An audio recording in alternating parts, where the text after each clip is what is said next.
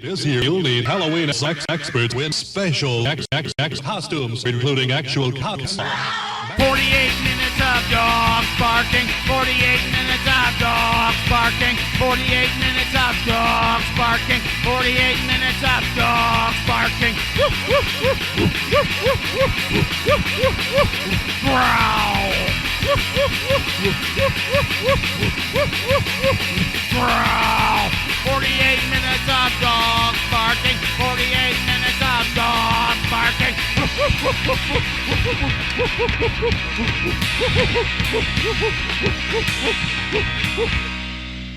When I was in college, there was a kid who was telling me about a mythical bad beer, like worse than like fucking Colt 45. What was it called? Baja. I cannot say I have ever heard I've of Baja. heard stories about Baja. Yeah. Never actually. Never see it. And he was like, oh, there's this one place on like Lilac. You gotta drive like in the river. Which like, is, down by the river there, yeah. Yeah, and I'm like, yeah, I don't need to be like in like Spanish Lake, Bellefontaine Neighbors area to try a bad beer. Like I don't need to go that far into that world. No, especially considering Beer 30 is sold in a lot of different places. Oh, Beer 30. Ooh. Forgot about Beer 30. Oh, yeah, Beer 30. I was a friend with a couple of guys in a punk band in high school, and they had a whole song devoted to it. Amazing. The band was called Heterosexual and Afraid. And that sounds like a TLC show. Yeah, and they're one and only. Teaching the kids what in school? Pronouns? Oh God. Okay, first of all, I gotta get some salt in my system so I don't get dehydrated. Yeah, it's exactly it. Their one and only album was The Adventures of Two-Headed Jesus. And it does have a wonderful experimental track called the Death and Martyrdom of Rush Limbaugh. Sounds like one of those bands where like conceptually everything was really funny and good except for the music. No, music was actually pretty fine. They were very okay. much like a Dead Milkmen thing where they're just riffing on it, but also they were talented, so it worked out. Yeah. I'll have to get you a copy of that record because it's way the fuck out of print. Let's put it that way. There was a band from Atlanta that played the Firebird one time called Tree Fort. Okay. Treephort. Okay. They were from Atlanta and they were on tour with this other band. They had brought like their drinking buddy with them, who was just like a guy who was like, oh, that's a union plumber. You know, like, Was it like the guy in the Mighty Mighty Boss Tones whose whole deal was he just danced? Was that it? kind of. He was just like Showed up and drank. it's basically what like they brought their buddy with them to like get fucked up, and it's like these are guys who are like probably in their early 30s, if not older. I just remember him getting really drunk and then taking a package of frozen hot dogs, and I forget what he did with them specifically. Oh, you've told this story on the show because the hot dogs wound up in the weirdest fucking places. Yeah, we were like cleaning out the venue because they're putting in a new floor, and we were moving stuff around. And we moved this one chair, a booth. Yeah, one of the booth section. Yeah, and there was a hot dog.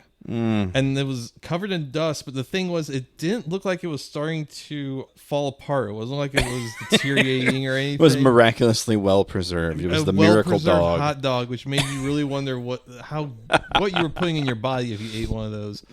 All of their songs were stuff like, Jesus would have played this show for free. I wrote this song at Starbucks. Hell yeah, my kind of folks. Yeah, yeah. The record that they gave me was called Dolphin Wizard Laser Vomit, I want to say. These are my people. Yeah. Oh my God. That's the kind of thing I would title a record. Yeah. Songs titles like Why Do Fat Kids Like Metallica? Soccer Mom. Their first record was called The Streets Will Run Red with the Blood of the Non-Believers, and it has like a very kind of Pennywise sort of drawing. Okay. Like a very early Warped Tour band kind of album. Yeah, yeah. Of a kid pointing a gun at another kid. Holy shit. 2008, buy this album of The Terrorists Will Win. Use Your Illusion 3. Yes, finally. They had one here that was like, it was ICP. Yeah. But it was like IC Pizza, maybe? They just had really weird songs. I'm really bummed that Dolphin Wizard Laser Vomit is not on Spotify because it's kind of amazing. No one eats at Blimpies. Punk rock's not dead. It's just for Hicks. Okay. Thank you for suing my friend. This is also like a little bit anal cunt. Oh yeah, absolutely.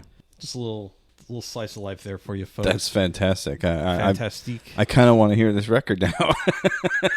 So we're going to start off this week. By the way, it's 48 Minutes of Dogs Barking. My name's Jason. This is Brian. We are back in the chalet, hanging just two dudes time. We forgot one story. Oh yeah. I watched a pedophile get arrested. Yes. Holy shit. The Department of Corrections lost a pedophile. Let him he was at Mercy South Hospital getting some treatment. Yeah. And this was a man that was serving 30 years for some sort of enticement and sodomy or something. Like one of those things where it sounds like a thing that if you would get charged with if you stole a horse in the 1400s. He was rusticated for bitumency or whatever it's called. And the pedophile got loose and he looked like Anthony Fantano. the Needle Drop guy. Which was really just like, oh, so he apparently got up north in the general vicinity of where we're at in Tower Grove. Yeah. Which is like, if you wanted to be a guy who's a pedophile, it looks like Anthony Fantano, and you're wearing soccer shorts and a jersey or in a hoodie and you want to blend in, this is probably the place you go. Couldn't pick a better place. He got information from the inside. Like all he needed was like a $3,000 like designer like French bulldog. Yep. And the cops would. And he never like, found him. And posed for a selfie. Oh no! With a lady. Did you not hear about this? No, I didn't hear about that part. Jesus Christ! Like y'all, I'm out here trying to live. I'm free. Hey, speaking of Anthony Fantano, do you think what he got in trouble for was because he was a light 10? Yeah, Jesus Christ. Woo! I just barely understand it. You know, there's cops, DOC, all around this neighborhood, guns, and they're all dressed up like they're in Ferguson again. It's really upsetting, and he kind of just disappeared after that. You know, this was early afternoon, and so late in the evening, I am thinking, you know what? I got just enough energy to make a grocery store run. One of my coworkers, he had some deer sausage. Oh, yes. He gave me. I brought it over last week. Last week. It was very delicious. Like, I'm going to get some nice cheeses, get some crackers and pair with that. I'm just going to be a little fancy. It's going to be a little fancy. And so I go to the grocery store, buy my fancy cheeses, and I get the crackers, and I'm walking out, and I just hear a bunch of fucking screams. Hey, you! Put your hands down! And I'm like, all right.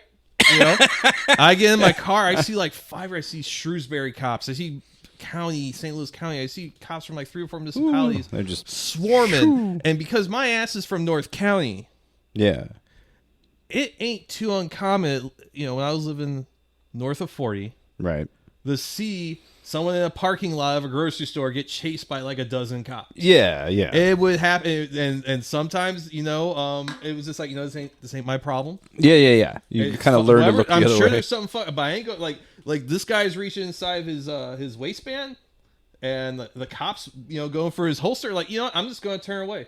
There's something going on here that does not concern me, regardless of what's right or wrong about policing. Like, you know what? I'm not going to be a part of this. Yeah. There's something going on here I don't understand. I don't want to get confused in it or be a part of it. So I didn't think anything of it for a minute. Sure. And I'm driving away, and I see a guy that looks like Anthony Fantano, like with like 50 cops swarming him. Like, it is like the most awkward prep rally. And I tweet it, and I say something about it on Facebook, and I'm talking to you about it like a day or two later, and you're like, oh, that wasn't a bit? Like, no, that was a real ass thing. I'm sorry, man. Sometimes, you know, like when you say things, there are times when they found their pedophile. Yeah. And then I was doing some research on it, and I go to work next day, and I'm like trying to tell my boss about it. He's like, oh, they found the pedophile?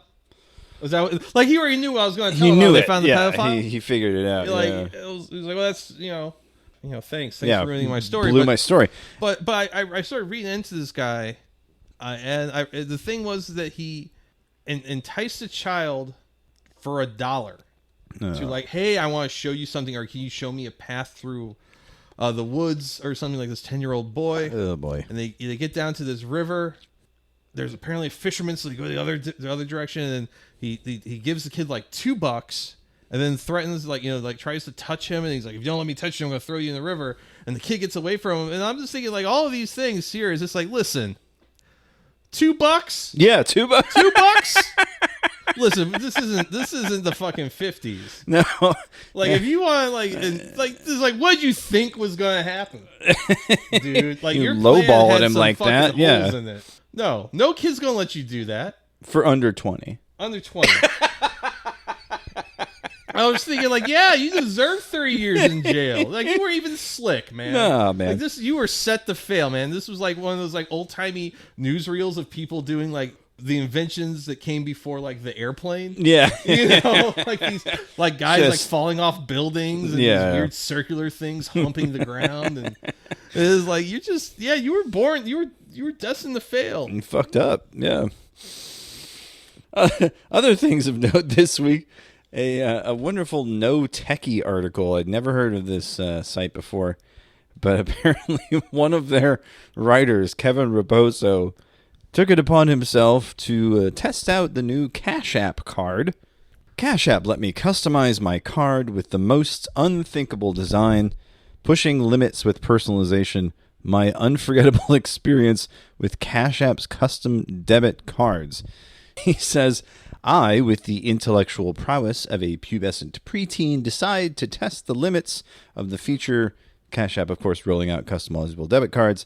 My weapon of choice, the word come. And then it goes on to say, in my hands, I held not just any card, but my cum card. As I stared at the masterpiece that had somehow slipped past Cash App's quality control, I realized I had unwittingly created my magnum opus. And then there's a picture there, a black card, white text, and it just says, come. Yeah. My wife, he continues, bless her soul, was less than impressed. But then again, she's grown weary of my internet shenanigans. So apparently you can put whatever you want on those Cash App cards. That's fun. Amazing. We've got a random ass picture from Taylor Swift. She was attending a Kansas City Chiefs game. Apparently she's dating the tight end of Kansas City Chiefs. And pictured here on the little plate there is what appears to be just a regular ass piece of chicken. Yeah. But the caption, Taylor Swift was eating a piece of chicken with ketchup and seemingly ranch. And I don't know why, but the phrase "and seemingly ranch" became like cellar door on Twitter for a couple of days. People were just going, and seemingly ranch. Like it's just such a, it doesn't feel like English is this person's first language. You know what I mean? Like it feels like a real, like, and seemingly very interesting ranch. phrasing, because there's definitely some sort of white substance. It could be mayo. She is white. Taylor Swift is white. True. Possibly the penultimate. You said it right the first time. The ultimate white woman. The ne plus ultra of white women. I heard Taylor Swift. She's taking the Eras tour to Afghanistan. She has equipped her dancers and her crew with Stinger missiles and bicycle bombs. And she opens every date with the big thing is this tour is dedicated to the brave fighters, the Mujahideen. Yeah. You know that's fake, right? Yes, I know. Okay, we've been, but it's still funny, and I'm still going to keep saying it. It's still incredibly funny. Yes, I can't disagree with that. I'm looking forward to the Forever tour. She's going to keep getting redeployed. She's going to call her next tour like Stop Loss. The blowback tour. Yeah. It's just been like floating in my head all day. Like, what if Taylor Swift took the Eras tour to Afghanistan? Boy. I know Twitter is having problems, but I didn't know how bad it was until I saw this. A verified account called AOC Financial Ruin. For those of you not in the know, of course, AOC is short for Alexandria Ocasio-Cortez, a young congresswoman from New York. This is, of course, not the big booty Latina. All right, that's right. This, of course, is not actually AOC, but someone cosplaying as AOC or pretending to be her with a verified account on Twitter. There were lingering issues with a testosterone-driven Republican alpha male cry-laughing emoji. He had already submitted to me once. I tore down the fabric of his fragile masculinity, and he was subjugated to the point where his testicles physically hurt. A mental claw was wrapped around them, and my property was claimed. The only problem was he still had evidence that he was a man. His beard. I manipulated him to shave it off, so there's a constant reminder of our power dynamic now. The best part is he was forced to send a video of him pissing on his own former beard, a fitting metaphor since he's already pissed away his own finances to his daddy. He might as well piss on the last shred of his manhood as well. And then a smiling picture of AOC with what is appears to be someone pissing onto shaved beard bits in the toilet. At the bottom, Findom, Femdom, Catfish, Scam. So Amazing. This is what's happening on Twitter. I just, like, okay, all right, well, this is, I guess, what's happening. An AOC Findom account. She's campaigning early. She's running. She's running. Over the past week, a gentleman who goes by the name of @Cushbomb on Twitter, also known as Matt Chrisman, one of the guys in Chapo Trap House, wonderfully popular leftist political podcast, had a bit of a medical emergency. We still don't know exactly what happened, and a lot of people, of course, because the other members of the podcast are not saying, are left to speculate. It has, however, let out all the crazies who do not like them. And so, because a lot of the Chapo guys, Matt included, would be less than civil, let's say, when someone in power was experiencing Abrasive. a health crisis. Yeah. The Hillary stumbling up the stairs, Trump struggling to breathe.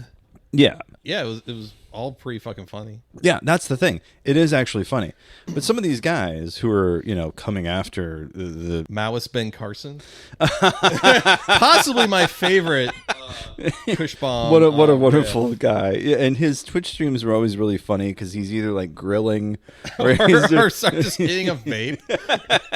and just going on a 10-minute rant about like the nature of reality or whatever. So these guys that are just so mad about Chapo Trap House existing and being successful were really showing their asses online. One of them here, Jeff Schollenberger.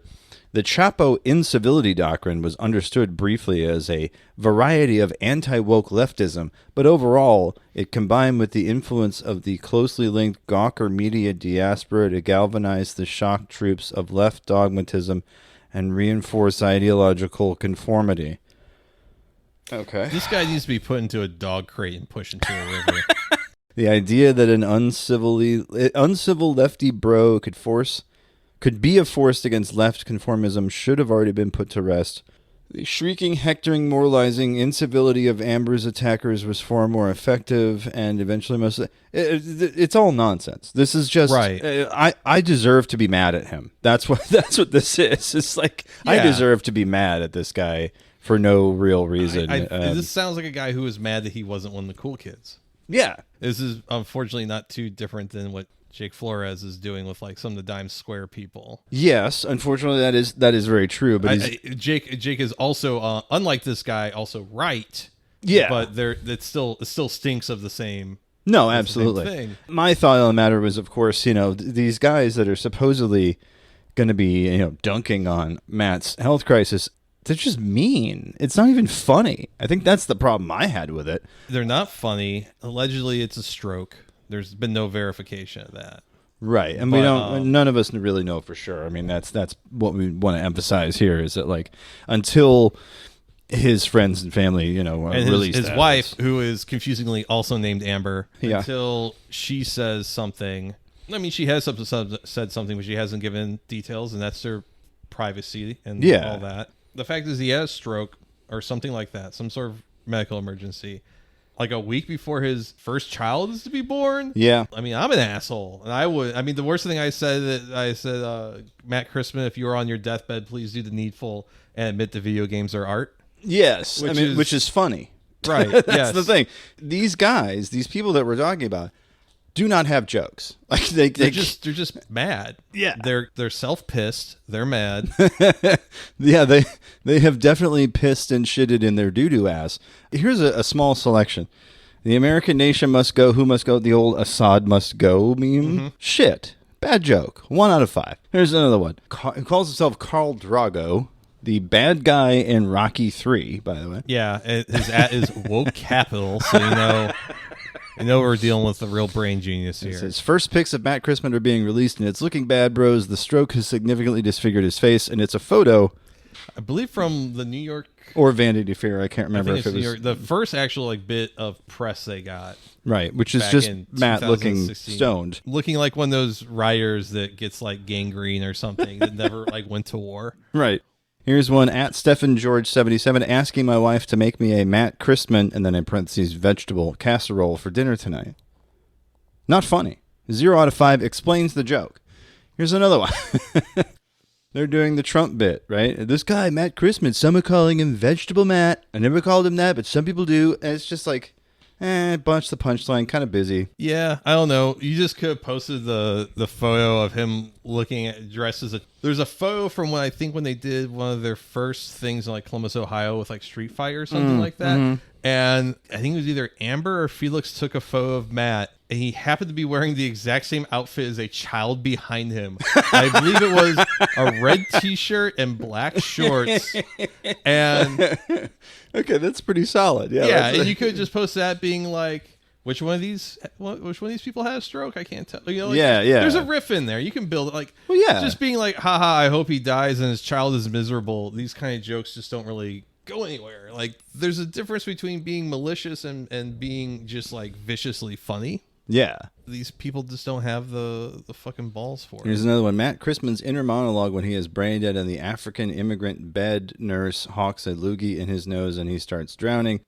And it's a looping gif of a disabled Twitch streamer trying to clap his hands in excitement. Ableist punchline, no need for the gif, stupid joke. Right? The only guys who are even approaching something funny, oddly enough, are the fucking Groiper accounts. Matt Christman's doctor here, he's actually dying from being communist and gay. Okay. Yeah. All right. Fine. Complicating that, his numerous Pfizer boosters certainly didn't help. Hope this clears it up. And it's a Giga Chad in a doctor's uniform. Okay. Fine. This one here, imagine if Matt Christman makes a miraculous recovery, wakes up from his coma, meets his new baby, and it's black, LMAO. There's a joke in there that would be funny. You just don't need to add the fucking laugh at the end. You're making a joke. You don't need to tell me that you're laughing. It's fucking like, come on, dude. Yeah, you just no effort shitpost. Well, imagine if Kristen woke up and his baby was black. Yeah, and that would be 10 times funnier than this. This is the last one that because this is when I started like, okay, this is actually not fun anymore. Matt, in January of 2023, in all caps, was responding to something else, going, I'm going to have a fucking stroke. And someone who goes by the name Matt Christman's cocaine dealer Groiper, at Bow-Tied Rapist, posts just this gif of a guy throwing money on a laptop. Short, sweet, to the fucking point. Yeah, it still could be better. I will give you this. This is all... It's also, I mean, they're all terrible people. We're not in any way. The thing, too, is like you're on the wrong side of history no matter what you're doing here. Right. It's punching down in so many ways, and also I forget who it was I retweeted, but you know, they said basically, you know, all these people, they're these particularly liberals that are still mad about Hillary in 2016, quote unquote dirtbag left and this and that, being angry about Hillary losing and blaming it on Bernie Bros or blaming it on anyone left of liberal or who. I mean, you can blame it on whoever you want, but I mean, she still comes down to the fact that Hillary ran a very bad campaign. Yeah, it was incredibly unpopular. Yeah, I can tell you as someone who was covering the primary here in Missouri in 2016. I covered Donald Trump. I covered Hillary Clinton. I covered Bernie all in the same weekend. It was fucking insane. Jesus, yeah. And Donald Trump's was just like this spiraling Fourth Reich beer hall push for people that buy knives online. Very unsettling and weird. Phyllis Schlafly came out. She had like these two guys that would have not looked out of place on the Righteous Gemstones, like looking over her shoulder. And one of those guys ended up like stealing like a bunch of money from her, the Eagle Forum or whatever, Eagles Nest Forum, whatever the fuck it's called. Just insane thing. But like Donald Trump comes out, and I forget the song that played, but he walks to her like he's about to fucking haymaker her in the fucking face. And I have photos that looks like he's just about to fucking plow her into the ground like a sack of potatoes. And chop her across. Just absolutely just absolutely take her out, put her over misery with one fucking hit to the temple. And then the next day is Hillary Clinton at a pipe fitters or metal workers like union hall or training center in Afton, which is in South County, St. Louis. And she's talking to people in a union hall like they're fucking people on Wall Street or like a MasterCard conference or something. Yeah. And I'm like, oh, wow, this is... And she's dressed in leather and she's like wearing... She looks like a Lannister. To put in the reference of the time that we were living in, she looked like a Lannister. Yeah. The one that's like, oh, this is the one that really sucks.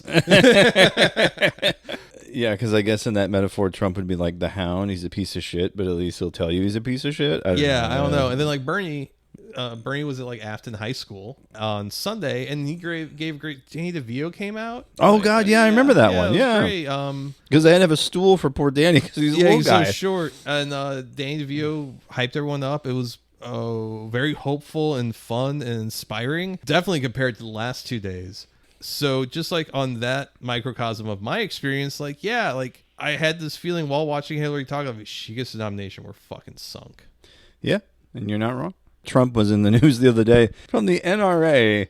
Trump falls in love with Trump edition gun. Quote, I want to buy one. And there it is. It is a Glock 19 custom etched, it looks like, into the metal. Trump 45th there, and a picture of him on the stock there.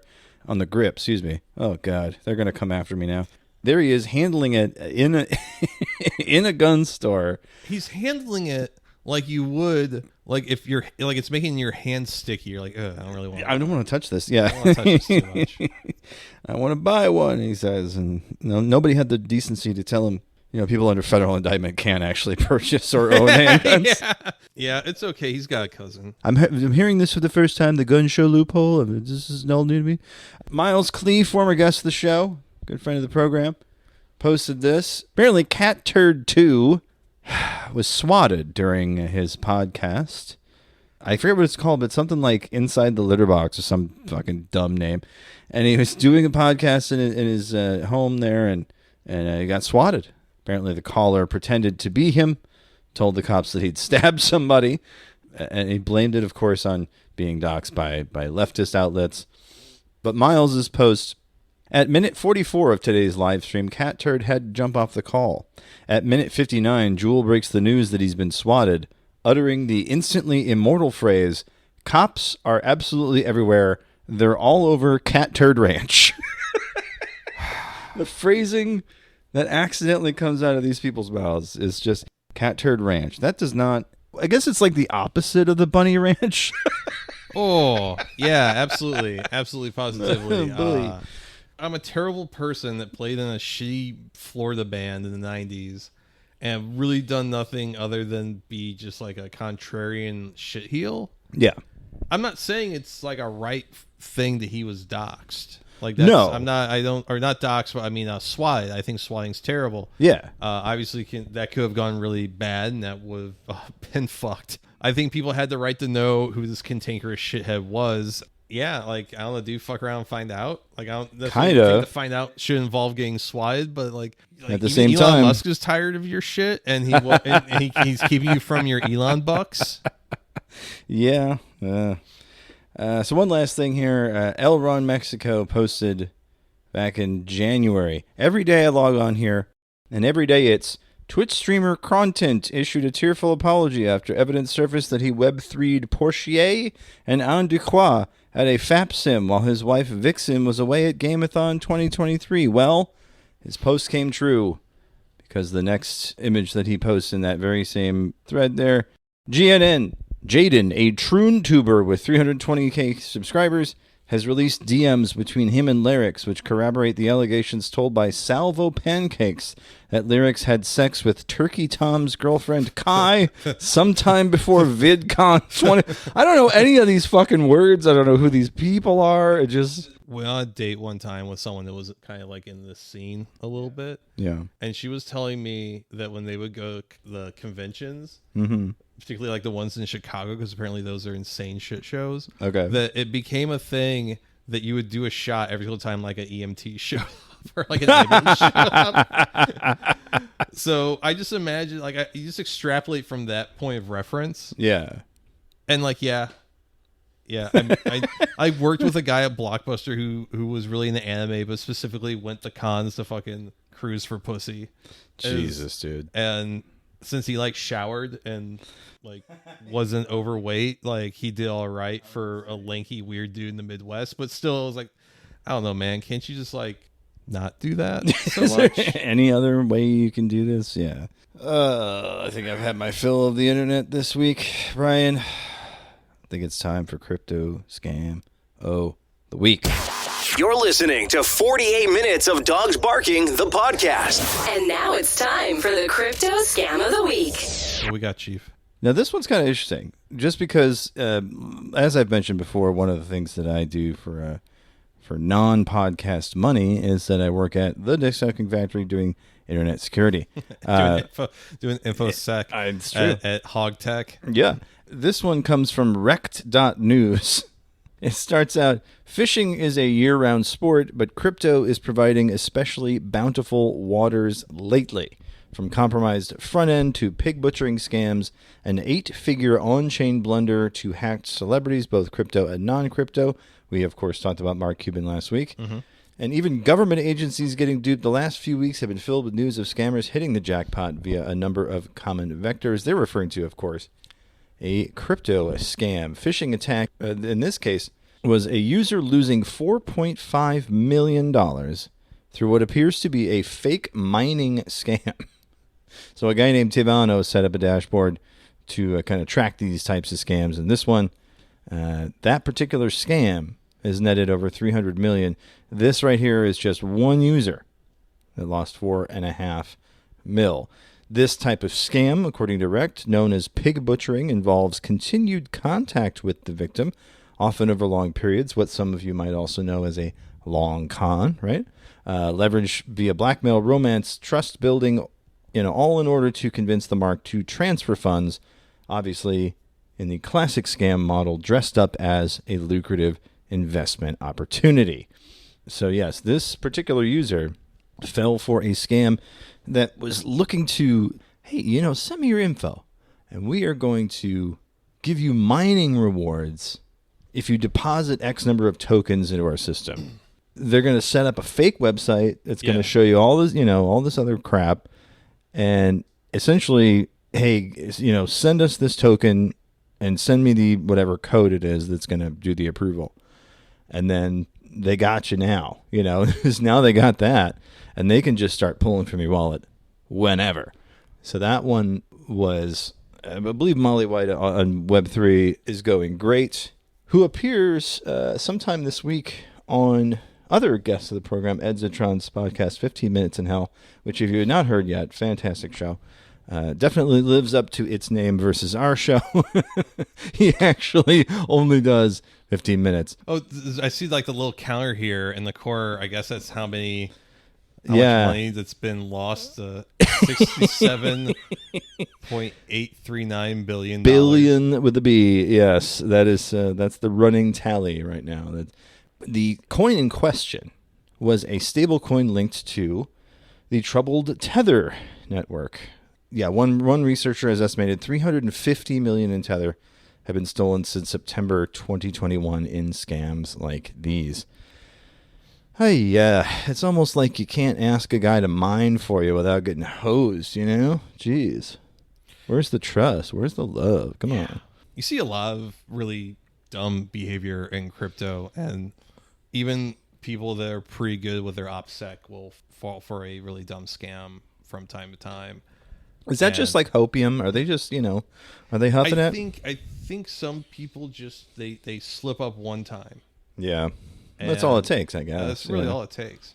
I think some people are just fucking born suckers, but some folks, I think, sure, the one time they're not paying attention, like, like on a cell phone trading or something, or not paying attention at the URL that they're on. It's a mirror site and it's not the real thing, all this stuff. But yeah, mining is always going to be risky. In the early days of BSC, Binance Smart Chain, probably like the biggest scam in early 2021 was like farms and like mining, things like that. I think at one point in time, there was like another, like, it was like food farms. It was farming. So it would be like ramen swap, and then it would be like ice cream swap and shit like that. These things, the whole entire thing was that you would buy some tokens when the farm launched and hope it 1x or 2x, and you would sell before they pulled liquidity. Yeah, bad. Bunch of dead websites out there somewhere that has like one person like trying to mine off of like, I don't know, $500 liquidity or some shit. Jesus. Yeah, like it's a That's fucking dark dire. thing. Yeah. So like, there is a project on BSC called Ape Swap. Okay. And Ape Swap is probably like one of maybe 10, and I'm saying this with heavy air quotes, legit projects on BSC. Okay. Like, they have kept going. They have been sustainable. I'm not saying like go buy fucking banana on Ape Swap or anything, but they're still around, and no one's pissed at them, which is kind of like a thing in crypto, is like no one's ever really angry at a project or devs or anything. Like, either they're really good at covering their tracks, or like maybe they're like just some fucking like math autist that just wanted to do like a financial experiment and see it to its end. I know a lot of people don't set out to defraud anyone. At least my Pollyanna wanting to think the best of people. I would assume that no one sets out with the intent to fuck people over on this kind of. I mean, even just one user gets hit for 4.5 million. You know. Yeah. I don't think that anyone sets out to do that. Obviously, I could be wrong, and I probably am. I feel like there's just like a bunch of guys in the Philippines like just chain smoking and like brute forcing through shit. If I had to take a wild guess, I mean, that makes a certain amount of sense. I mean, there's really not a lot of opportunities, and it's just kind of like, well, this is how we make money. Yeah, it's an unfortunate reality, but I guess fair point. I was just thinking about, some of these maybe wide-eyed, hopeful people who are like getting into the space and thinking it's going to be the future of whatever. Like, I do think there are people that get into crypto on the dev side that I think very sincerely are interested in finance and seeing what is possible. Yeah. Through new avenues of interaction and commerce or whatever. I think some people really are in it for the tech. For probably every person like that, there's probably 10, 20 people that are just in it to make as much money as possible, and they don't care about what human suffering or scorched earth they leave in their wake. So anyways. You want to think that it's not that way, I guess, but... Well, yeah. I feel like a lot of what's going on in the internet right now, maybe this is part of why we do this podcast, is that, we can go look at rotten.com or Style Project or Goatsy. Right. And wow, isn't that transgressive or whatever. But it all kind of pales in comparison to like, Facebook and Cambridge Analytica. You know what I mean? Like, it's like funny that the whatever, like a foe of a prolapse with a firecracker going off in it is less offensive than like what Facebook has done to like our parents and grandparents' brains. Yeah, I mean, I didn't even. Yeah. It's quaint. The human wreckage was so much smaller and more. So that kind of brings us to our main topic tonight, which is a website that is still around, as far as I believe, called T-Shirt Hell. Brian. T-Shirt Hell. T-Shirt Hell, the shirt of every kid that got sent home early in the early from school in the early aughts. I remember a couple of friends having T-Shirt Hell shirts in high school, but more specifically, I remember a kid in my graduating class named Max who wore I think probably one of the most infamous T-Shirt Hell shirts, which is a blue shirt that on the front says, "There's a picture of two people fucking on the back of my shirt." And then when you look at the back of the shirt, It's a drawing of Jesus Christ pointing and laughing at you, and it says, "Ha ha ha! Just kidding. Believe in Christ." Well, that's the least offensive one. I think that at the time, I think that was probably the most offensive. And he wore that to our graduation rehearsal. T-shirt hell got its start 2001, so it's been around a while, and it's run by, and I kid you not, this gentleman's name is Sunshine Megatron. Well, he legally changed his name to Sunshine Megatron. Wired, of course, did a profile on him called Catching Up with the Other Megatron. A man once named Aaron Schwartz sits wondering will he be slapped with some kind of lawsuit. In November, he legally changed his name. The founder of the off-color fashion site T-Shirt Hell, writes Stephen Leckert in Wired, held a publicity stunt $25,000 contest to crowdsource his renaming. People suggested names and voted on their favorites, which included Tetris Crowley and Cray Z Fantastic. But the wisdom of the crowd determined he would have to file for the hilariously unfortunate Transformers-inspired name change.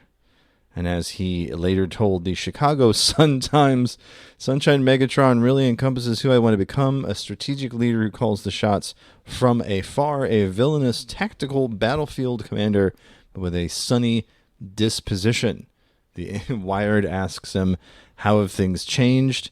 Megatron, it's hard to maintain my assholeness with a name like Sunshine.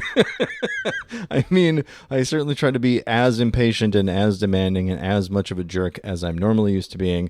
It's just hard when the other person on the other end has to say my name out loud for some reason, or when I have to sign an angry email, Sunshine. So basically, I'm softening up. I was joking around with friends recently that I was going to need to have another naming contest where the makers of the Transformers movies decide to sue me.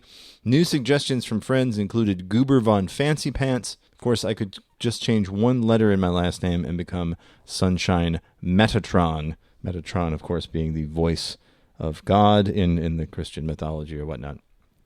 Any particular reason you didn't get a middle name? My name was crazy enough. I could have been Sunshine Kevin Megatron to make things sort of awkward. No Transformers shirts on the site. What gives? We don't have any. Perhaps after the movie launches, we will do a couple of, and then there's an ellipses, fairly offensive ones. So what's on the horizon? Megatron, I'm launching my next big company July 24th. I cannot give away the theme. Let's say it's different. It's called TorsoPants.com. Let's see if this still exists. TorsoPants.com. It's a redirect to T-Shirt Hell. Oh, boy. T-Shirt Hell, of course, these days now has a wonderful shirt that just says Flaming Heterosexual. Alien versus Predator, which has what looks like a Hispanic person fighting a Catholic bishop. Yep. The sense of humor is very bizarre. They all have a series of shirts where it's band name and then a photo of a different band. Here's one. It's a photo of Kiss, and then underneath it says Led Zeppelin. There's one with Alice from the Brady Bunch and some S&M gear, and it says Alice in Chains. Yeah. The Jeffersons on a drawing of a rocket. Jefferson's Starship, a series of ones about Mumford and Son, which is the guys from Proud Sanford member of the Trains community. Words on a shirt, stylized as the snakes on a plane bit. Of course, Star Wars imagery over that says Star Trek. I mean, these are very, very tame. If you really want to get the weird stuff, there was a section of the site called Worse Than Hell. Nothing runs like a queer. It is a silhouette of an effeminate man being chased by hillbillies. Meant to evoke the John Deere logo. Yeah, some of these were really, I remember some of these felt really edgy. I feel like the spiritual successor to T-Shirt Hell is the T-shirt store that CatTurd Jensen has. Yeah. The school shooting tour. Mm-hmm. I remember this. One came out. This one stopped at 2005. They don't have an updated version. It would. The text would have to be very tiny if they were the keep it relevant. If Asians were so smart, how'd they wind up with tiny dicks? I had a better shirt, but a black guy stole it. What about all the good things Hitler did? I remember that one being, unfortunately, very popular among some people I knew. Yeah. Abortions tickle. Yeah. High Plain, New York. Yeah. Boy, yeah, 20 years ago, this stuff would probably been real fucking knee slappers. Oh, yeah. Jesus did it for the chicks. In the vein of the school shootings tour, of course, it was the Postal Shootings Tour shirt as well. You don't hear about guys going postal anymore. No. Yeah, I wonder what happened to that. I wonder what changed. Did they? Was there some collective bargaining? Yeah, Listen, you if you gotta guys wonder. don't show Yeah. up the post offices, you can wear the shorts all year. I think I could, I can see how that would be a thing. Here's a wonderful one for all the Star Wars fans. May the horse be with you. And there's a silhouette of a woman about to be penetrated by a horse. Yeah, this shit was really, boy, this shit was edgy. Yeah. This all looks like stuff you would see like sold at like a mall kiosk next to like a shirt that has like Rick and Morty like dabbing. Yeah. If you have a whistle, now is the time. Right. Well, this is the bowels of T-shirt hell, which is their new version of Worse Than Hell. If I'm not on a watch list, someone isn't doing their job. Oh, they did update the Gone Postal Tour, although they're 2006. Yeah. Bush, love him or hate him, he killed a ton of Arabs. Jesus Christ! I hope they don't put tariffs on my Asian hooker. Marriages don't fail, wives fail. Oof. Lots of like Trump things that shirts that say like, "I bet you'll vote next time, hippie." Yeah. Democrats want to kill your baby. Republicans just want to fuck it. Oh boy. Don't neglect the balls. Mm-hmm. I surfed the tsunami. Ooh. That was topical. Homosexuals are gay. Man, yeah, that's an old school one. Homosexuals are gay is almost like quaint at this point. I may have Alzheimer's, but at least I don't have Alzheimer's. All I need is coffee and a miscarriage. The classic, I fucked the girl in Hanson. Wow. Yeah. I mean, it's very bizarre. The fact that this T-shirt website has been running for 20 years with like this level of like, that's the joke, folks, on it is just odd. Yeah. Again, I feel like CatTurd Jensen. Yeah, they definitely got him beat. Rob Schrab, too. I have the shirt that says forklift certification is a culture, not a costume. And see, that's funny. The one that I wish I were going bald because he has one that says it's not a bald spot, it's a solar panel for a diarrhea machine. Yeah, see, that's fucking funny. The people who don't know CatTurd Jensen, old school internet guy, he does a like Redbubble or something shirt. There you go. T-Bubble. Yeah. Probably his most famous one is the Doom font, but it says "come." A really great one here. I should have broke the jabroni Hulk Hogan fucking leg when I had the chance. Was that an Ultimate Warrior quote? No, that's the Iron Sheik. Oh, let's see. He's got, I survived a global pandemic and all I got was everything getting infinitely worse forever. Landed the pee-pee because of the poo-poo. Old bitch. Was it supposed to, I think, was it Old Dutch Bay or Old Dutch? Butch? I can't remember if it's Rat old. Casino, which is the Chuck E. Cheese logo. Short dick, long balls. FBR, female body respecter. Respecter, that's right. Pissing and shitting and coming and dying. This isn't a bald spot. It's a solar panel for a diarrhea machine. Abolish football. A Taylor Swift shirt in the style of Danzig. That's great. Yeah. It just says Taylor. Yeah, I've got STDs. Too much stuff to do, so don't have sex with me. And of course, the death metal wife guy. That feels more real to me than what these T-shirt hell guys are doing. I think they've kind of reached the end of their usefulness. Yeah, I still think there's a picture of two people fucking on the back of my shirt. I think that was kind of the epoch. And don't forget that they once sold a shirt that said, "Fuck my family, I'm moving in with the Osbournes." Yes. Which then the Osbournes started selling a shirt with the exact same phrase at Hot Topic. Yes. And there was a lawsuit, T-shirt hell, raised against them. Yeah. For about $15 million, and I believe it was settled out of court. But I remember being at a Hot Topic and seeing that shirt and being like, "Oh, they ripped off T-shirt hell. What the fuck?" And then I don't know, I probably like made out with some girl with like a wallet chain. So according to Sunshine Megatron, previously known as Aaron Schwartz, the T-shirt that reads "Fuck my family, I'm moving in with the Osbournes" began selling online in March. Soon after, Ozzy's record label purchased $500 worth of the shirts from their website.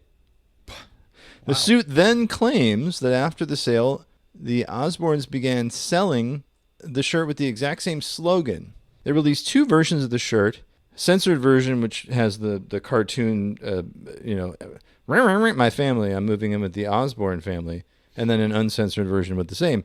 Not 2 months after that, tshirthell.com filed suit.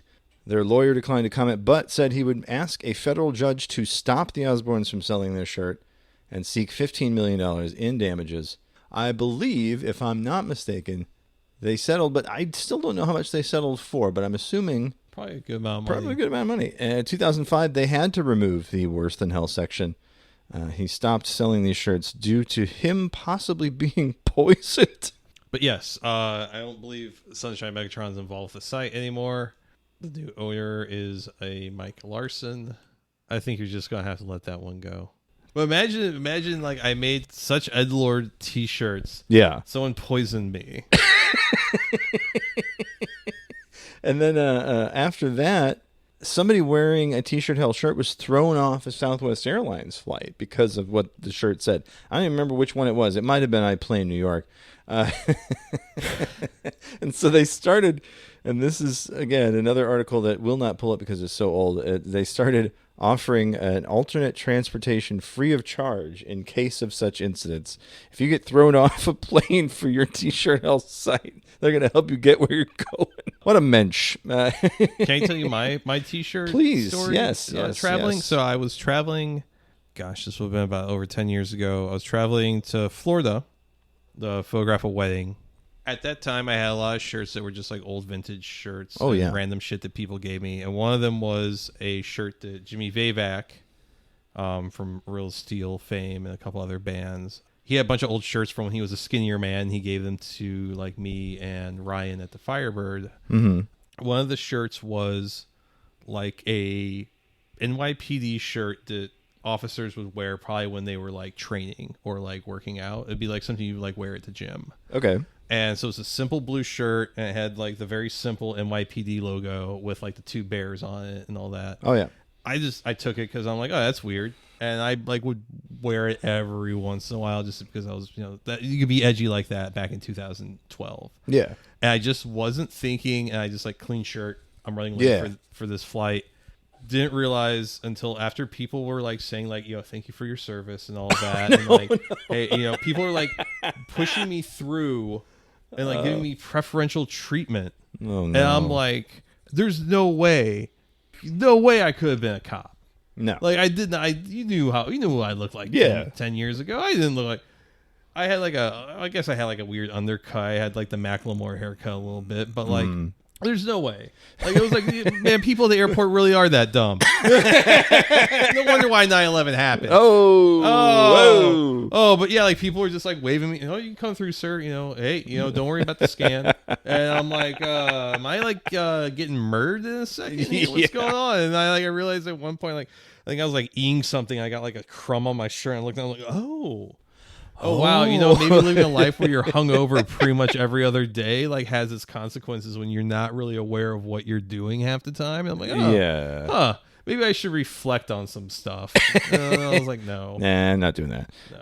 And then I ate some Chinese food at my layover at the Atlanta airport, and I forgot about this part. The flight from Atlanta to Florida, I was in the middle row seat. Oh no. Between two women that were morbidly obese. Okay. I had no space.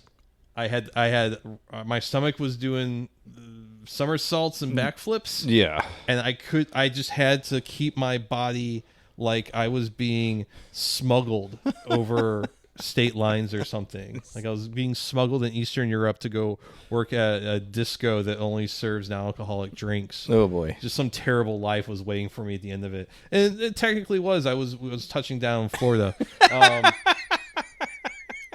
And God damn. yeah, and then the guy whose wedding I was photographing, I was like, okay, I touched down. He's like, yeah, just take a taxi. It's not that far. And then proceeded to get into a fight with the taxi driver over the price. Because he's like, I've had 3 people come here from the same airport, and these different prices. Why is it $20? Why is he $20 more than my mom, who just came in with my parents? And the whole entire time I'm thinking, like, my dude, like my stuff's still in this car.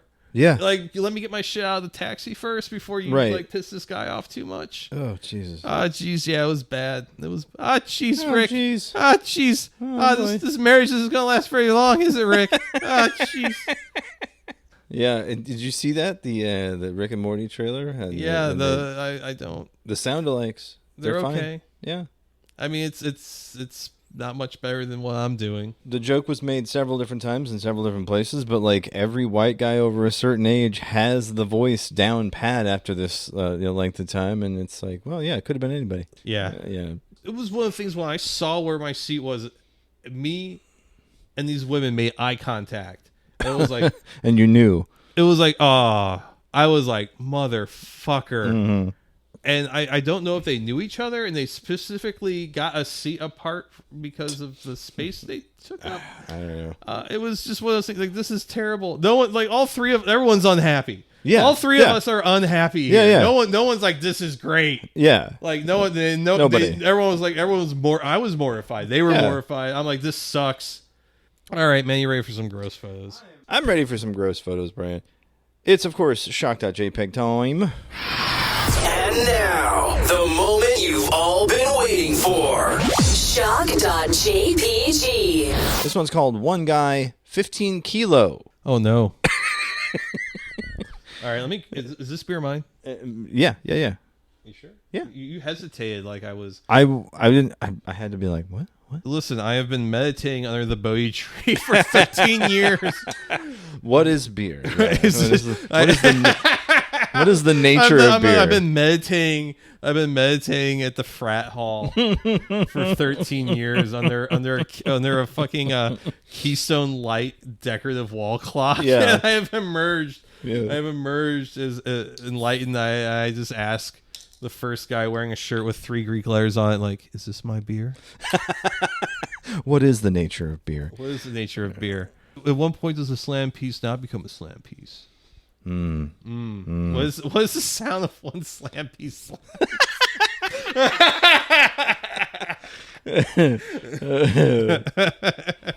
Lord. Oh God, we're terrible. Oh, I'm spilling beer all over myself. This is not alcoholic beer. What's going on? That's what you get. Guys, I'm like fucking Barney Gump. Oh wow. Where was I going with this? I had a point. A guy lifts 15 kilos with his balls. Okay. Yeah, that's at superzoe.com hosting this.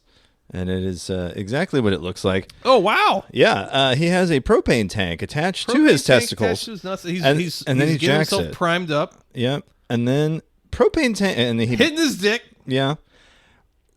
So he's got a towel for some reason. I'm wincing involuntarily. Like I'm physically in now pain. He's playing with his pecker. Yeah. Propane tank, and it looks like a 2 liters of soda for some reason. Yeah, and this has to be in Europe because that's how liters look like in Europe. And he's just, God damn, twice he does impressive. this. In the span of 39 seconds, he lifts the entire propane tank. I'm assuming full. It has with just the strength of his testicles at least alone. He wasn't smoking. That was real dangerous. God, yeah, it's not one thing, it's another. No open flames. No. He's taking it back to Walgreens, and they're like, "Why does this Rhino canister smell like nuts? It's got ball sweat smell." So this was a guy who was an Austrian. Let me tell you, so much weight I can hang off of me balls. My name is Gunther Vorschlag, and I live in a small village in the Alps of Austria. I punish my little puny dick and nuts. I sometimes will take a matchstick and break it off in my urethra. And piss it out. And sometimes it takes a day. Sometimes it takes a month. Either way, I have a lot of fun. Well, what's interesting is that there's no sound. Mm-hmm. You would expect anything, fucking corn, MGMT. Yes. Fucking all the other kids with the pumped up dick. Like whatever the fucking song is. Nothing. Eerie silence as a man lifts a propane tank with his testicles. It was very off-putting. I could not place why. Because it's just like, this is one of those like feats of strength videos. I think it was the jacking it. I think it was the fact that he's trying to get hard. He's doing the hand pump jack. Yeah. Which is what you do when you really like have become lazy. When you're doing like the stress ball thing. Yeah. There's no joy there. Yeah, it's just a man. He has seen all that life has to offer, and it has disgusted him. So his only choice is to nut. Yeah. But also lift the propane tank with his nuts. I don't see the value sexually with that. Again, that's probably just because I'm super boring. It doesn't feel like that would A, feel good, or B, like be good at all in any respect. Yeah, I don't know. I've never really hung anything from my nuts. Can't say that I have either. I mean, I haven't had a lot done. the occasional to my nuts. towel, but that's just A for towel. convenience. Yeah, when you put it between the never mind. Well, it is that time of the show. The show that the wives and the girlfriends love, of course. It is the breath mint time. It's time for your mom's favorite part of the show. It's time for the breath mint. Brian, what have you been up to this week? Friday, I took my girlfriend to go see The Used, which is like her favorite. Oh my band. goodness, I have not heard about them in a long time. They're still going. I mean, like they drew pretty well at St. Louis Music Park. I don't know if they drew enough for Live Nation or whatever to Yeah, probably not. Yeah, it seems like pretty- they should have gone for a smaller venue for that show, but I would say for the two openers, it was pretty barren. It was pretty like, Yeah. this is looking a little rough. Well, people who are fans of The Used are now my age, so There were a lot of young people, and there was Really? like, a lot of people also who were like closer to our age, but also like broke out like their old like emo threads and stuff. Oh. And that's just the thing I noticed. It's like, oh, there's some really cool outfits here, and like we got seats because I'm too old for fucking standing room for Same. a show like that. yeah. The opening band, who I cannot remember their name, their singer had some of the worst banter Oh no. I had ever suffered through. He would say things like, "What's my band's fucking name?" Must not have been that good if you can't remember it.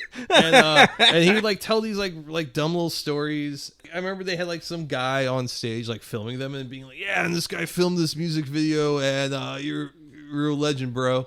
Like just like they did. My girlfriend went to go use the restroom near the end of their set, and he said something that was so cringeworthy. I hope that she was able to hear it. And I believe when she came back to the seat and their set was over, she was like, "So he said that, right?" And I go, "Yeah." And what he said was, "Yeah, Missouri, you fuck.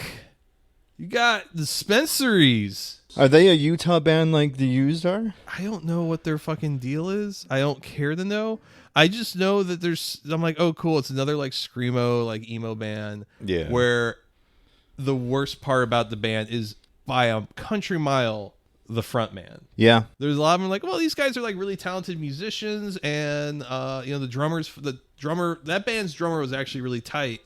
Everyone else in the band like actually kind of had their shit together, even if I didn't like the music they were playing. Right. But like this, oh dude, he is blowing y'all fucking scene up. He's fucking ruining it for y'all. And then Sleeping with Sirens is just peak mallcore. Yeah, I remember them. Gosh. Man, it was rough. It Yeah. was really rough. It was super fucking rough. I almost wonder if Sleeping with Sirens was on the tour just to make the Used look that much better. Entirely possible. And like Burt McCracken, That does happen. he's sobered up, and he's like he had some hard living, and he kind of walks around like Ozzy Osbourne on Yeah. stage. It's a little weird being like this guy's like 2 years older than me. He can't hit some of the stuff like he used to, and that's fine. Generally, like a very tight set. My girlfriend had a fucking blast. Which was the most important part. Yes, She had absolutely. a good time. She had a great time. I enjoyed it as much as I could. And I was like, well, these guys are entertaining. Like, they have really great lights. They put on a good performance. The only thing was that sometimes Bert's voice would, like, kind of give out in certain registers. I'm like, oh, that's unfortunate. Yeah. But dude's had a hard life. He's still with us. And the crowd at that point was really in the palm of their hand. So it was a good time. And then the next night, I went and photographed Donovan Woods over at the factory with Gaslight Anthem and Catbite. And I was really surprised with Catbite. Jason, if you can, all the music we talk about, I think probably ska music is the one that I'm the quickest to be like, man, fuck that shit. I get that. Yeah. Yeah, and it's not because I hate ska music. I hate most modern ska music. Yeah. There is a lot of history of ska music when you take it from like the influences from reggae, two-tone, all the different subgenres, all the different eras of ska. Yeah, I mean, I could put on a Specials record and you'd probably vibe to that. Oh yeah, there was a ska show on KHX Oh yeah, sky's the limit. where that guy would break it down and be like, okay, so there was this ska revival movement in the early 90s that was all about using like the studio equipment that the original ska musicians were using in the 70s and being about the ethos and all that. I'm like, oh, okay, wow. I listened to it and like, oh, this is fantastic. And this wasn't like like fucking Warped Tour shit. Wow, people are making really cool ska music. Yeah. And I think ska punk, the Real Big Fish sound is fucking terrible. I can't fucking stand it. How do you feel about Less Than Jake? Less Than Jake's fine. Okay. Chris Namakis is a nice guy. That's what I was gonna say. Yeah. Obviously, like Jeff Rosenstock has like ska punk influences a lot of his music. But I was just really impressed with Catbite in that they sounded really fresh, but I could see that they had some really deep and sincere influences. And like the stuff that wasn't like the fucking mozzarella stick, like Real Big Fish. And they had a really great presence. I got some really great fucking photos.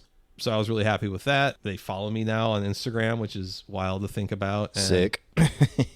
but they just seem like lovely people. They put on a lovely show. And I heard good buzz about them for a while. And I like before the show, like sometime last week, I like put on one of their records while I was working. And I was like, oh, this is cool. I like this. And then, but sometimes you gotta like see it performed in front of you and you're like, oh shit, this is tight. And then Donovan Woods is kind of like a very different speed than that. You know, it's just a guy from Canada doing the singer-songwriter thing, and his set was really lovely. Photographing a singer-songwriter situation is usually incredibly tough, but he spoke a lot between his songs. He's a very funny guy, even though a lot of his songs are very like somber and kind of dark-ish. You know, like it would have this song that kind of hits you like a gut punch and preface it about like had a lot of girlfriends that are now lesbians and married to women, and making an offhand comment that like, well, maybe they just after had the peak of masculinity, they're like no more men, and like some that kind of humor, and I really appreciated it, and that was fun. And Gaslight Anthem, like Donovan Woods, if you get a chance to see him, like I would recommend. I mean, same thing with Catbite, like just something really kind of unique and special going on there that you just don't see every day, at least not in the Midwest. And, no, for sure. Yeah, I've listened to them for a while. I always thought of them as like, oh yeah, they're doing a Springsteen deal, but doing their own thing too. Kind of thing. Gaslight. Yeah. Yeah. I'm not from New Jersey. Yeah. So that's okay. I feel like they're a very good live band. Yeah. Listening to them on record, it's not my favorite thing, but I don't want that to sound like a backhand compliment, because there's one time I've ever seen them live or I've ever photographed them. I have a fucking blast. Like, they're a very good live band. They're very tight. They're very good musicians. I think that's actually a very good compliment to give a band, is that like, yeah, I really don't like their records, but if I get the chance to see them live, like, they're great. Like, that they can take music that when you're listening to on your own terms, it doesn't really do it for you, but if you see it performed live in front of you, you're like, oh shit, this is awesome. Yeah. I think that's a high compliment to pay. Oh, for sure. I had a lot of fun with their performance. So we finished the Saw movies. Okay. So all right. we did Jigsaw. Okay. Which I liked parts of. Yeah. It felt like they were really grasping at straws in some respects. Yeah, they had to shoehorn Kramer in there somehow, and me and my girlfriend have been pretty good at following like the fucking timeline jumps and stuff, and she was confused at the end. Really? Like, why was John Kramer there? And I was like, they explained the whole reveal to us, but they did it in such a fast way, in such a shitty way, that you're like, huh, what? Yeah. And I think they did that more so in the other movie. I liked the characters that they had in the game. I didn't like the setup, where I thought the first couple minutes of that movie was like, oh, there's like a Jigsaw movie, and there's a movie within a movie. Yeah. It felt so different. tropey. Yeah, it felt very much like this is something that they would do to make fun of themselves a little bit before you get into, no, actually, this is what's happening. Yeah. And I was like, what the fuck? Like, I mean, it was straight out of Speed. The guy had like a handheld device, and he's like, I'm gonna do a thing, and then right. It's just, so we didn't really enjoy that one too much. There was parts of it I liked. I think it was one of the better shot.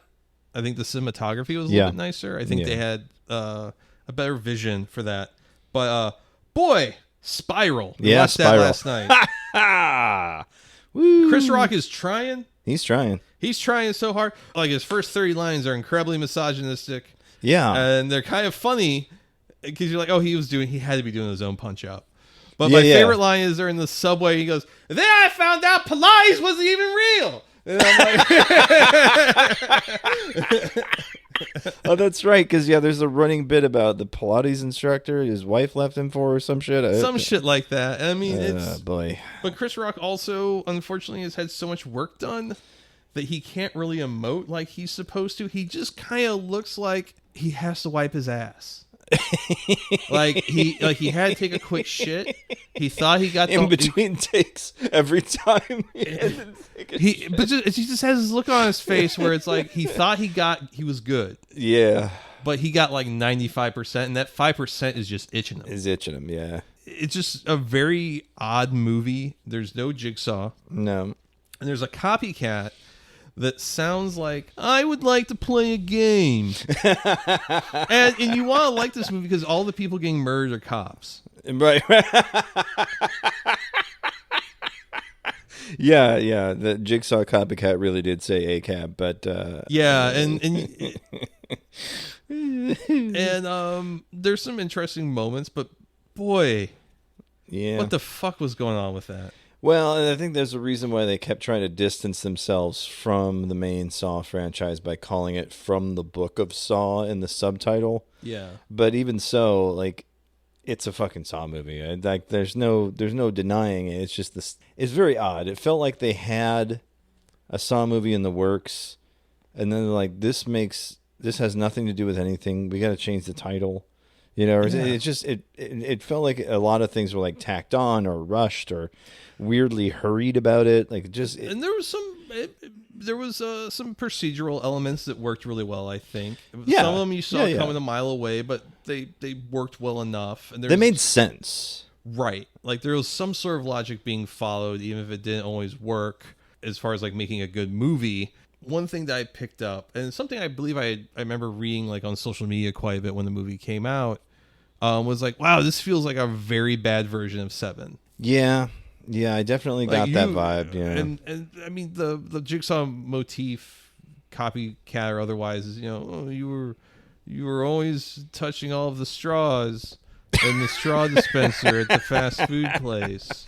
Now you must take this straw and your urethra. I don't know, like jam it in your urethra. Yeah, you gotta take the straw of your urethra. Are you live or die?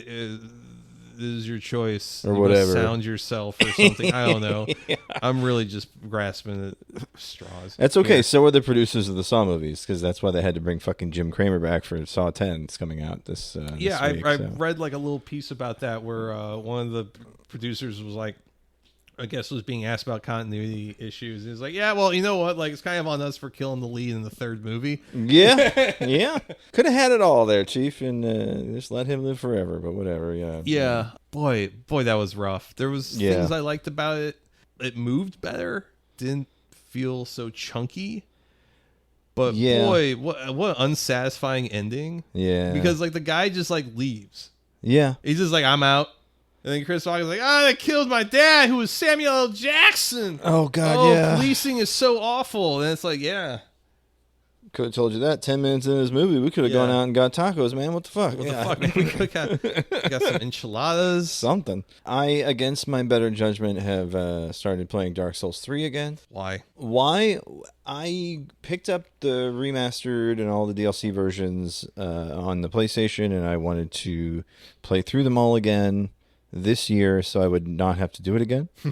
You're going to get this out of your system. You're going to do it. You're going to play them all, and you're going to be done. And we are in September, and I'm most of the way through Dark Souls 3, so I'm on track. I just have to get through the DLCs, which are much like the Dark Souls 2 DLC, stupid difficult, and I'm probably not even going to bother. Is it Dark Souls 2 or 3 that has a DLC where like you're in the snow? 3 has a snow one. I'm pretty sure 2 has a snow one too, though. Okay. I think they all have like this weird like, hey, remember snow levels? Well, here's a whole. They're all really bad. Yeah. So I don't know if I'm going to do that. I just got to the last boss today, so I might just beat the last boss and just call it done. There you go. I think the only optional boss that I have not beat was the Nameless King in Archdragon Peaks, which is fine because it's 2 bosses. You got to beat the dragon, and then you got to beat the guy with half your health potions already gone. And it's like, well, you know what? I don't need this in my life. Mechanically, it's a much better experience than, say, a Dark Souls 2. I will say there are a lot of things about Dark Souls 2 that I like. Power stancing with certain weapons works really well. There's a lot of stuff about, you got to level up ADP. It's like, that's fine. Levels are a lot easier to get in the earlier game. I feel like in Dark Souls 3, they really came back to some of the circular level designs where you have to keep coming back to the same bonfire, and you're going out in these big concentric circles, getting a little bit further each time. But they do it so much that it gets kind of old. Like by the second time it happens, it's near the end of the game, and you're like, please just give me a sir. fucking. Please, sir. I'm done here, please. Come on. My main thing, and this is the thing that I don't like about certain sections in certain Dark Souls games, is if you run into more than one enemy, you will get trapped in a corner and you'll just die because there's too many to deal with. Sure. You can't, and so I took to soul farming, which is something I don't like to do, but kind of had to do it in order to survive. That feels bad. When you have to farm to get through a game, it feels bad. It feels not great. My least favorite part of any Final Fantasy game. Yeah, grinding. Yeah. Thankfully, like the Final Fantasy VII remake and Final Fantasy 15, you really didn't have to do that too much. But, yes. Geez, I remember playing all the Super Nintendo Final Fantasies. Final Fantasy 7, there's a couple spots if you don't spec right or have the right materia leveled up a certain way, you got to grind a little bit. Final Fantasy 8 actually rewarded you for grinding in a lot of interesting ways, though, with the draw thing, where you could draw. Yeah. I thought that was an interesting way to approach it, and that was probably the most enjoyable grind of any of the Final Fantasies was 8 for me.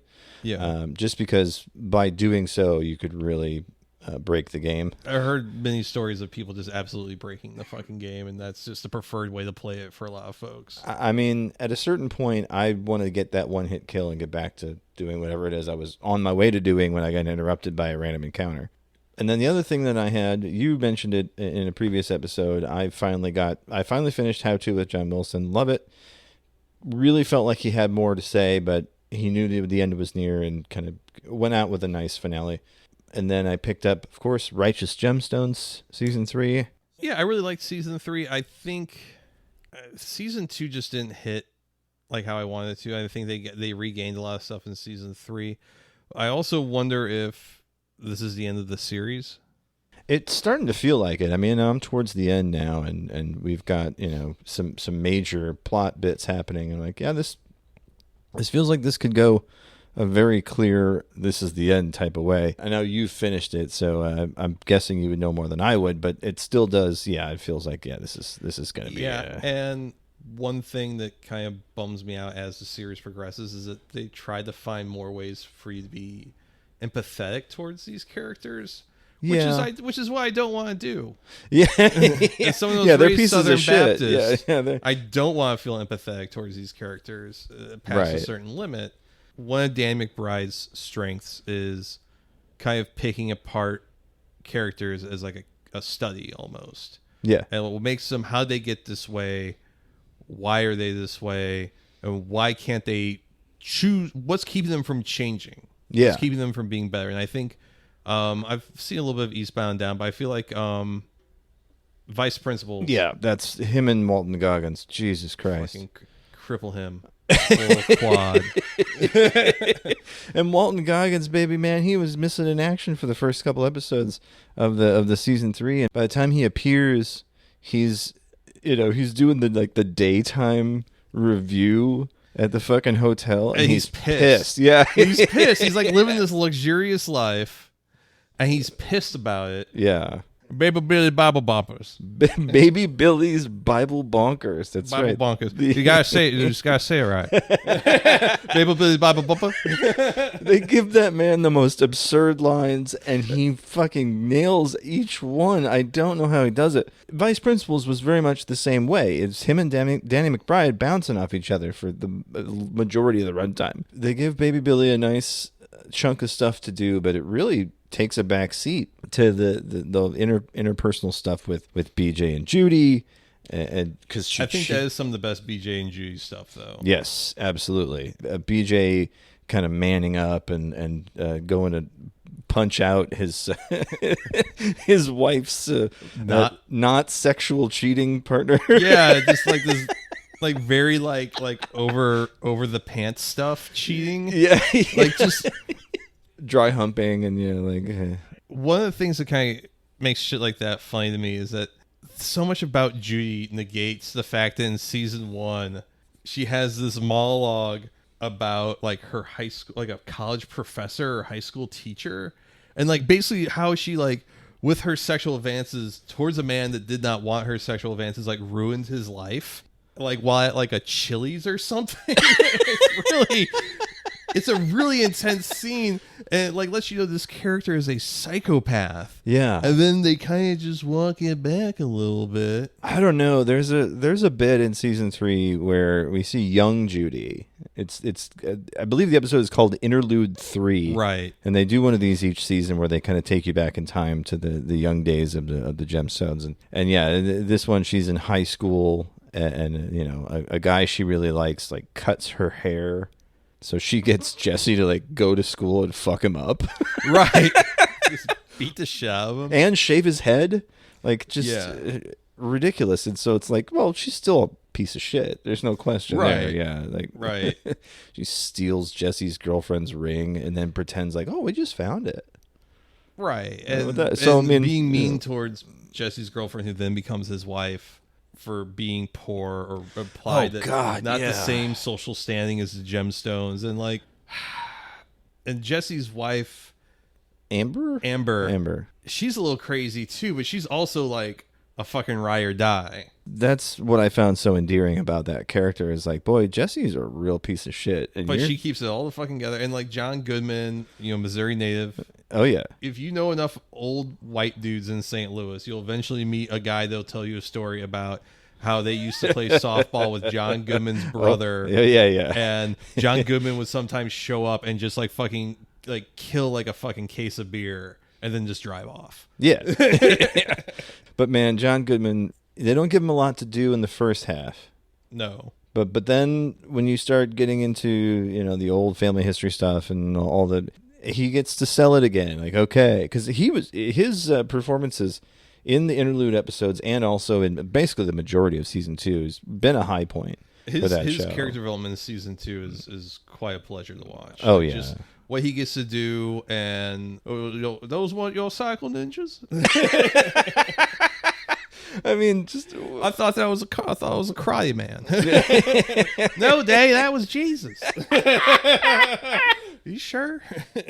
It's such an interesting performance, and I know the show is pretty well regarded critically, but I don't think it's going to get that critical mass adopters to really be the classic that it deserves to be. And that happens with everything Danny McBride does. You mentioned Eastbound and Down, same thing. Vice Principals, fucking nobody even remembers that happened. Nobody remembers it except for like me and like a couple hundred other people. Right. And I think Vice Principals is fucking amazing. Solid gold, top to bottom. I'm sorry, I can't think of a bad episode of that show. I mean, it's fucking amazing. It's been a while since we watched it, but that was like a show we fucking, you know, just Gamby, fucking cripple him, full fucking quad, you know, all fucking Walter Goggins' character with his Asian wife, who hates his mother-in-law. him. Yeah, I've mentioned this before. Worked with older men that had like a wife that they met when they were like stationed in Asia, like in the service, that they are a total wife guy for. Like I love my wife, she's amazing, and it's not like the fucking creepy like, well, she's Asian, she's subservient. It's like, no, my wife is a fucking rock. She's fucking amazing. Yeah, her fucking mom. Everything was cool. Everything was cool until her mom moved to the United States and now lives with us, and now my life is hell. And that's why I drink. Yeah. And sometimes make too much food for the breakfast line. Like, oh, okay. That's why that character felt very real. You're right, because there are those guys, and they're everywhere. I think that's also Gamby, that character in Vice Principals. Like, there's these sad, angry guys, failed men. Yeah, and I think Dan McBride has gone on in some interviews to say like that's all his work really is about people who are failures, particularly men. That they are so cocksure and they are so confident as almost basically a means as a distraction from their own failings as a person. Yeah, that it's just a fucking foghorn to drown out everything else. Well, and I think that's why those things work, and I think that's the strength of the material is that it feels real enough. You know what I mean? Like, comedy really only works if you believe it, And so I genuinely believe, whenever I see Danny McBride, that he is this The shithead. shithead. Yeah, fucking... And I'm sure in real life he's probably a sweetheart or whatever. But like every time you see him on screen, you want to boo this man, but you also are laughing at his foibles because that shit's funny. Cannot recommend Righteous Gemstones enough. It's quite a good If time. for nothing else than John Goodman. Walter Goggins. And Walton Goggins, yes. Baby Billy. Uncle Baby Billy. Uncle Baby Billy. Who wants to suck an old man's dick? I mean, that scene alone is like, fuck, dude. God, Come on. There's so much that it's been a while since I watched season 2, but I remember there being some stuff in there that was pretty absurd. Just off the wall. But that's the thing is, like, it's just enough. Like, if it could have gone way full wacky, which it sometimes does with the Kelvin stuff and a lot of that kind of. Some of the Kelvin stuff's pretty funny. It is, but it also like strains the reality of it. Like, maybe we're going a little too far here. I feel like they kind of. I don't like Eric Andre in the second season. Like, it just doesn't fit. Yeah, no, he's absolutely the wrong casting. I just gotta, for that part especially. You probably, I would have believed maybe a Tim Heidecker, somebody else who's genuinely funny, but also who is a little bit more subdued. Because I think Eric Andre, in his performances, cranks it to 11 and just doesn't stop. And so it didn't. There was like an unreality that creeped in every time he was on screen. So that I would definitely agree there. That's probably the weakest part of season 2. Everything else is pretty fucking good. Thankfully, he's not in it nearly as much as the main cast, so you can kind of gloss over that because for the most part, I mean, even I forget the guy's name who plays BJ, but between season 2 and 3, he really comes into his own as a character. He's threw a cake at John. There's an interview where he's like, I had to throw a cake at John Goodman. Like, there's like this existential crisis. Like, I don't want to do that. Yeah, well, I wouldn't either. The man's a treasure. What are you doing?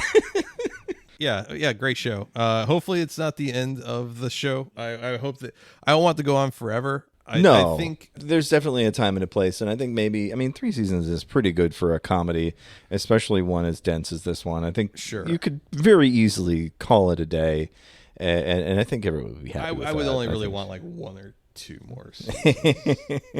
Yeah, well, I mean, who wouldn't? Sure. Anytime you get a chance to see those performers in the same space is probably going to be solid gold. Blast. Yeah. And apparently, he's convinced all these people that work on the show to like move to North Carolina, which is where it's filmed. Yeah, just because it's just real pretty out here, and I don't know. I was expecting. I guess my main disappointment with Righteous Gemstones is that I want it to be meaner towards evangelical money beggars. Yeah, it is oddly sympathetic in a way that I wasn't expecting. Yeah, that's really the only note is like meaner. I want more bad things that happen to these people. Not the kids. Not the kids. Fair enough. Yeah, that's not their fault. But yeah, boy, Righteous Gemstones. Yeah, go watch it. Go watch fucking Vice Principals. Yeah, completely underrated. Oh, absolutely. Yeah, are you ready to wrap it up? I believe I am. I believe this is the time of the program where we tell everyone where to find us online and otherwise. Brian, you want to kick us off? Yeah, if you want to send me death threats online, you can find me at iShotGuideboard, ISHOTGUIDBORD. Don't ask me to repeat that again. Nope. You can find me at that handle on Blue Sky, Twitter, Instagram, all those usual places. If you want to check out my music portfolio, my music photography portfolio, it's assholemusicphotographer.com. You want to see some photos with words, which I'll be updating very soon because I'm photographing Mr. Wives tomorrow night at the pageant. Ooh, fun. That's a music photographer. Musicphotographer.com. Yeah, I'm shooting just for my site this time. Fun. And if you want to check out some of my previous work and the work of other talented people in St. Louis, go over to theartsstl.com. Jason, where can they send you their death threats? All right. Well, that's going to be on Twitter and various other places as Videocrime, VIDEOCRIME. Any place you see a video crime, chances are that's me, with the exception, of course, of Instagram and TikTok. There, I am at LaserGooseCEO. You can also find my writing. I am getting back into it. Just launched a Substack, Golf Wolf Magazine. Talk to the show, 314-246-9766. That's 314-AHOY POO. The website is, of course, for 48minutesofdogsbarking.com. You can shoot us an email, Jason at 48minutesdogsbarking.com, Brian with a Y at 48minutesdogsbarking.com, and support the show, patreon.com/48minutesofdogs. This is about the time where we play some music to send you off on a blissful voyage. We're going to leave you with a little bit of something by a band called Razor Bumps. The song's called Freak Baby. Ooh. And as we always say at this time, namaste and good luck. Bye-bye. Bye.